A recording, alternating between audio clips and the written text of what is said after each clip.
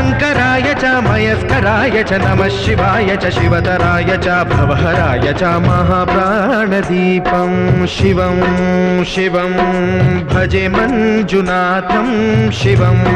शिवं अद्वैतभास्करम् अर्धनारीश्वरं त्रिदशहृदयङ्गमं चतुर्दधिसङ्गमं पञ्चभूतात्मकं षट्शत्रुनाशकं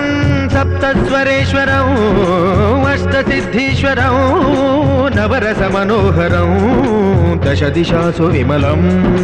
मेकादशोज्ज्वलं मेकनाथेश्वरं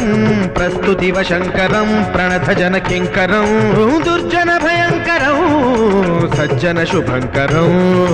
प्राणिभवतारकं प्रकृतिहितकारकं भुवनभव्यभवनायकं भाग्यात्मकं रक्षकम् ईशं सुरेशं